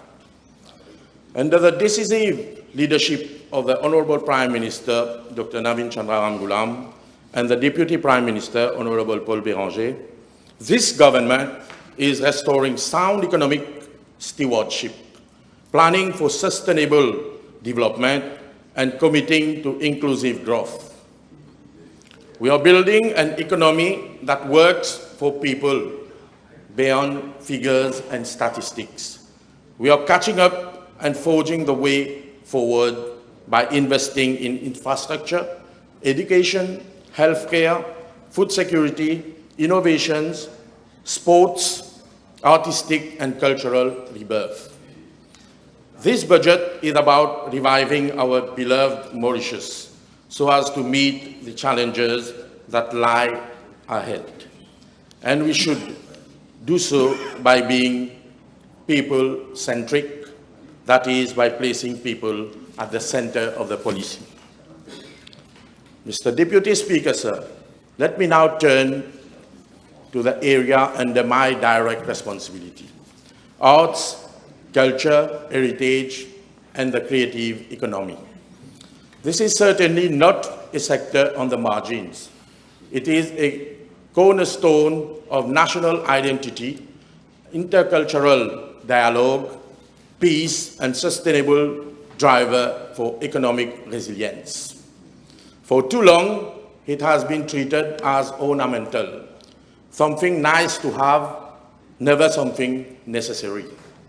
But ask the dancer whose stage was silence, the painter whose work went unseen, and just days before the music day, the artist who never received a reply for a concert permit. They will tell you this was more neglect. It was deliberate erasure.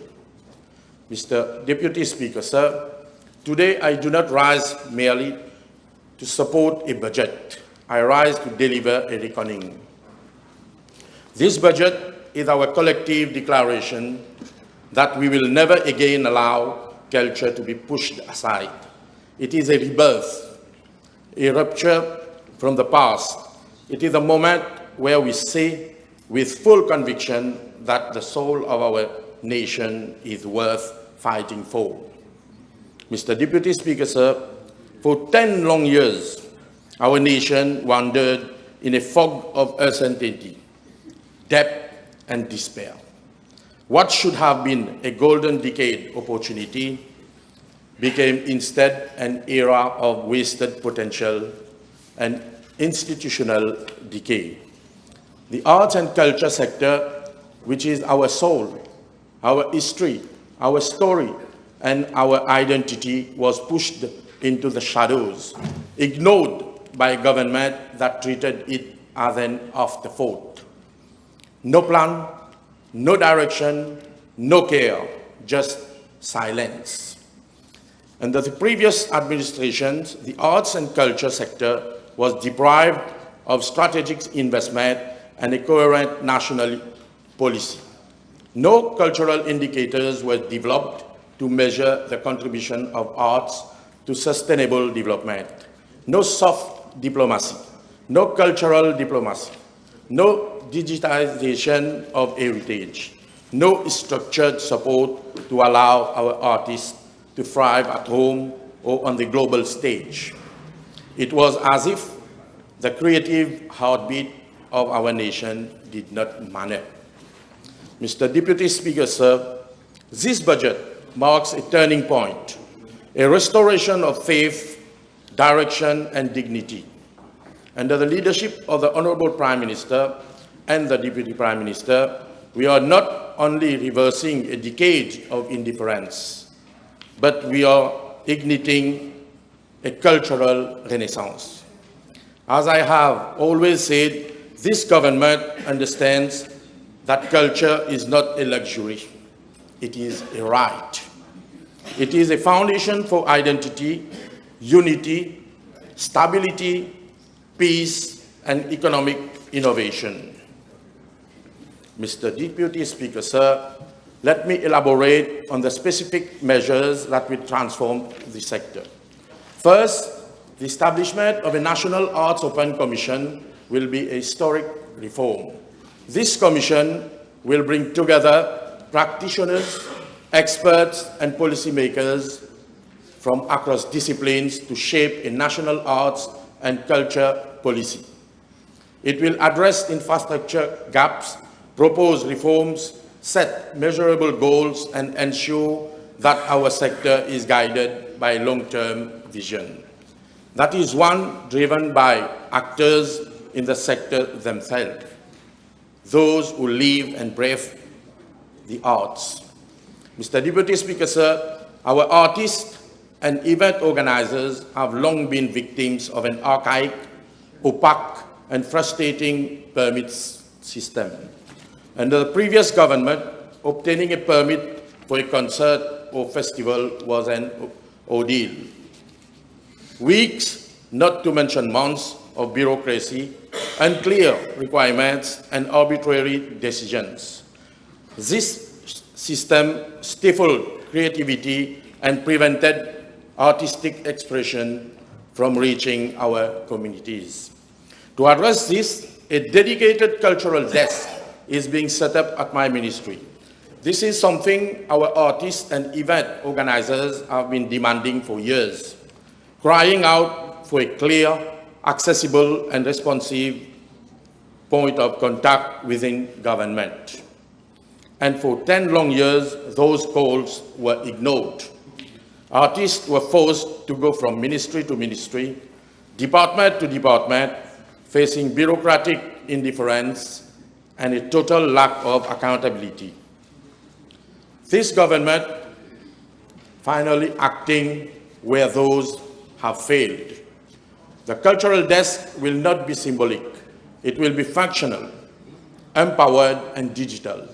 It will fast-track approvals, streamline procedures, and ensure transparency. In collaboration with the Economic Development Board and the Ministry of Information Technology, Communication and Innovation, we will develop a modern online application system that allows artists to submit, monitor, and receive timely responses to their requests. This is not a favor to our artists. It is a right that they have long been denied and which this government is determined to deliver. Mr. Deputy Speaker, sir, we are also reimagining the role of art in the economy in a way that is bold, ambitious, and long overdue. For too long, the idea that art could be a source of wealth, economic empowerment, investment, soft diplomacy, and international influence was considered foreign to our shores. The previous administrations failed to understand its strategic importance, not to mention initiate a conversation on this. We are now setting records right with conviction. Through this budget, we are launching a pioneering initiative to position Mauritius as a regional hub for high-value art trading, housed within the Freeport zone. This innovative initiative will attract international collectors, investors, galleries and institutions, trade, store and showcase artworks in Mauritius, leveraging our strategic location, security, and favorable business environment. It will create a vibrant market for both local and international art, stimulating foreign direct investment and promoting Mauritius as a destination for cultural capital. But even more importantly, it creates an unprecedented opportunity for our Mauritian artists to break into the global art economy. Our talented painters, sculptors, photographers, and multimedia creators will now have access to new markets. This aligns with a measure as outlined in the budget, which recognizes art not just as an expression of culture, but as a viable export activity. A special facility will be created within the Freeport to support the trading of international artworks, making Mauritius a hub for investment, especially targeting ultra-high net worth individuals from around the world. This will not only boost foreign investment, but also create a platform for our local artists to gain international exposure, access new markets, and attract collectors. Mr. Deputy Speaker, sir, this measure represents a radical shift in mindset. It recognizes art not only as culture, but as capital, something that builds value, command respect, and create jobs. For the first time, Mauritius will speak the language of global culture with confidence and pride. Mr. Deputy Speaker, sir, our national heritage has also suffered deeply. The outdated National Heritage Fund Act 2003 remains unrevised. The result, theft, loss of artifacts, deteriorating heritage buildings, and a disjointed approach to conservation. The previous government did absolutely nothing. This government will change that by launching the Heritage Steward Scheme. This bold new initiative will invite credible private sector partners to invest in the restoration and management of heritage sites, under strict guidelines that preserve public ownership and cultural integrity. These sites will be revitalized into active, engaging spaces that serve as both historical monuments and economic engines through cultural tourism. Linked to this, we will reposition heritage as a key pillar of our tourism strategy. Heritage buildings and museums will be transformed into dynamic cultural destinations, offering performances, guided tours, workshops, and artisan markets. This will stimulate local economic development, job creation, decentralized cultural opportunity, and bring new life to rural and underserved areas. Mr. Deputy Speaker, sir, for over a decade, our parastatal bodies operated without clear mandates or any incentive to innovate. This resulted in inefficiency, duplication, and inertia.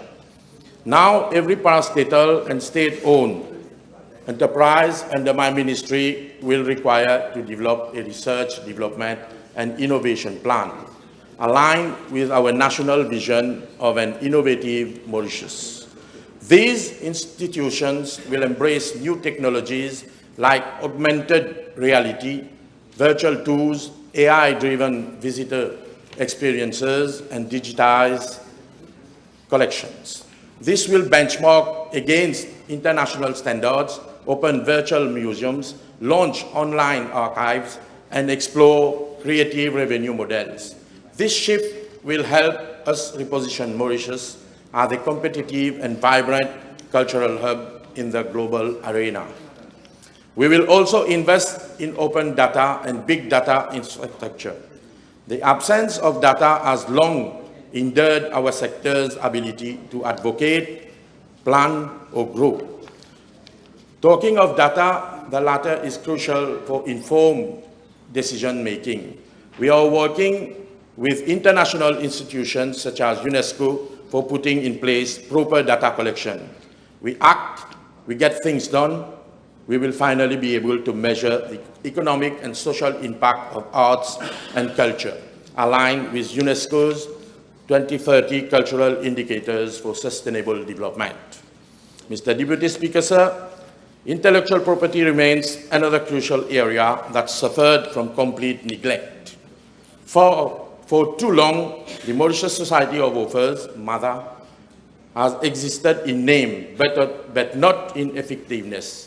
Once conceived to protect the lifeblood of our nation's creators, it has in recent years become synonymous with dysfunction. Its systems are outdated, its reach is limited, and its support to artists is minimal. Artists across Mauritius have waited months, sometimes years, for royalty payments that never came. They have asked for help in protecting their work and receive little more than silence. Many no longer even bother to register their creations, having lost all faith in the institution that is meant to safeguard their rights.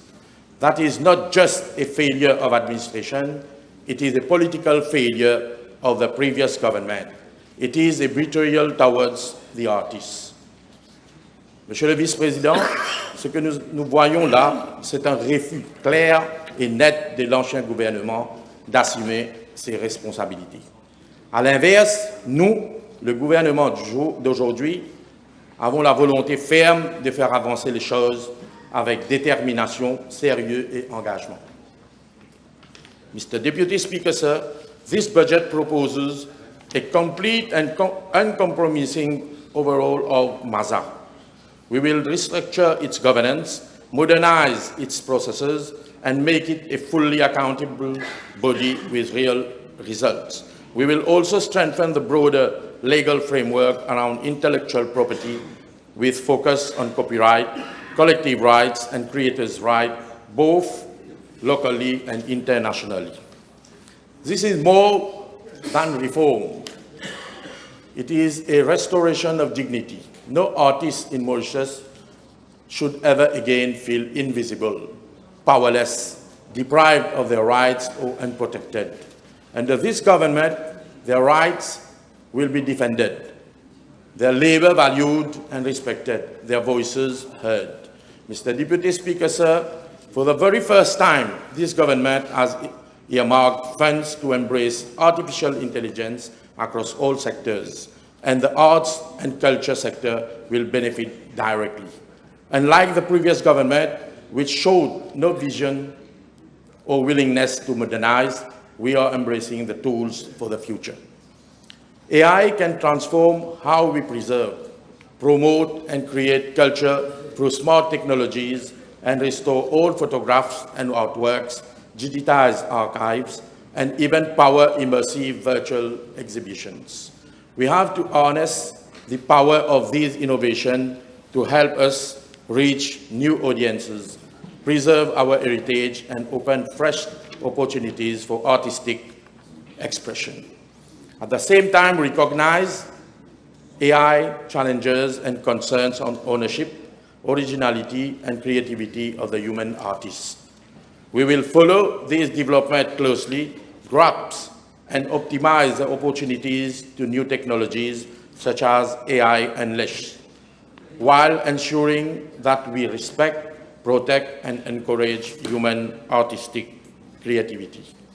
We will embrace innovation, but always with the protection and empowerment of our artists at heart. Mr. Deputy Speaker, sir, on the other hand, it is high time that Mauritius moves beyond a narrow, sector-specific approach to cultural investment.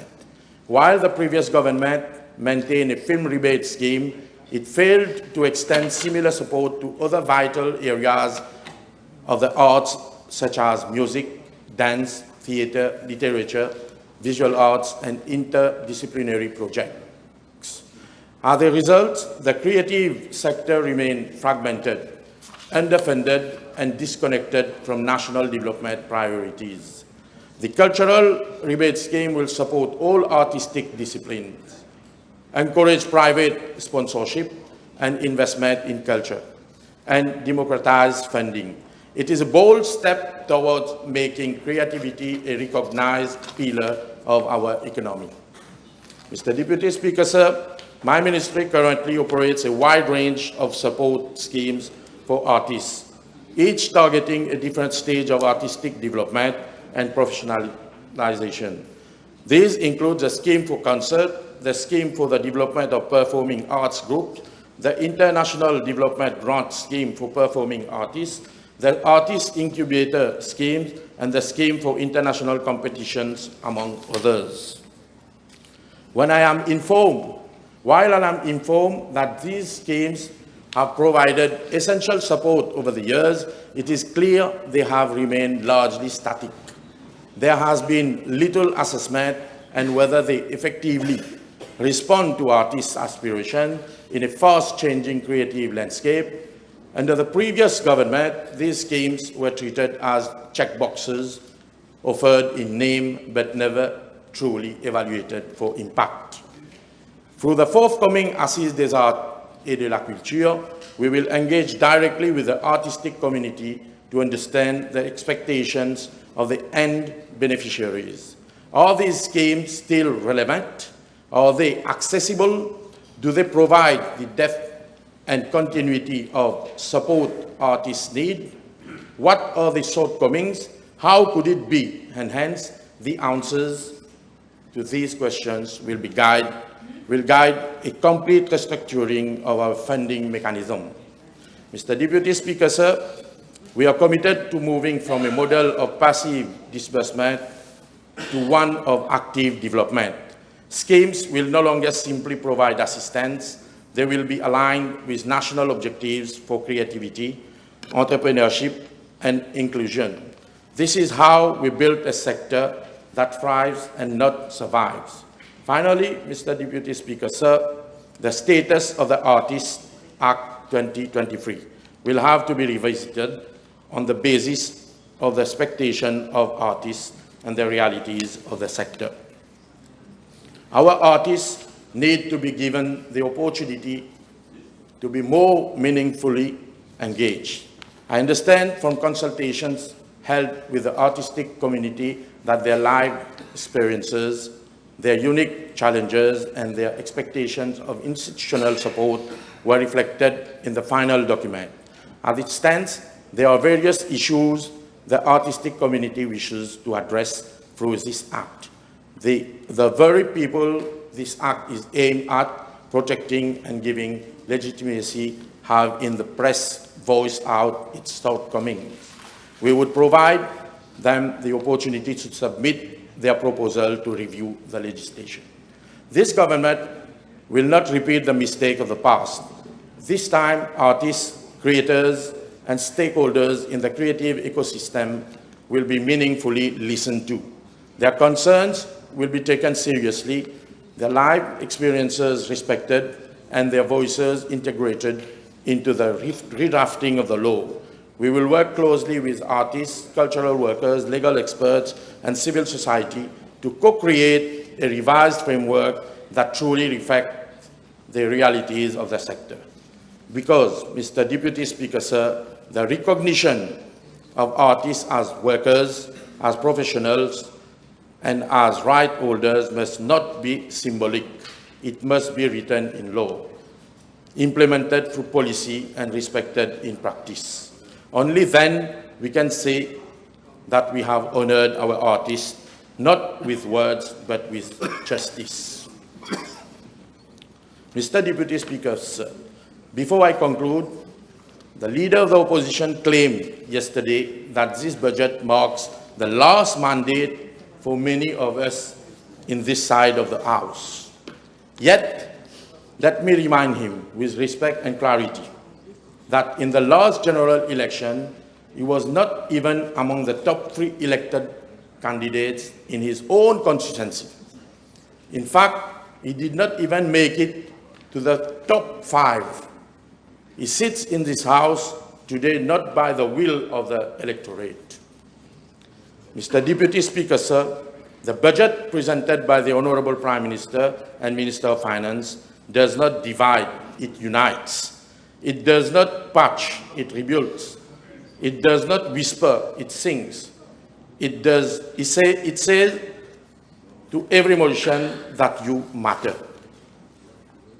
And it says to our artists, our custodians of memory and imagination, that they are no longer an overthought. They are the heartbeat. Let us honor them. Let us honor every Mauritian who kept going through the darkness, because today, together, we turn a page. From the pain to possibility, from neglect to nationhood, from the abyss to prosperity, Mr. Deputy Speaker, sir, let us be creative, walk this bridge together with resolve for our beloved motherland, for our fellow citizens, in peace, justice, and liberty. Thank you.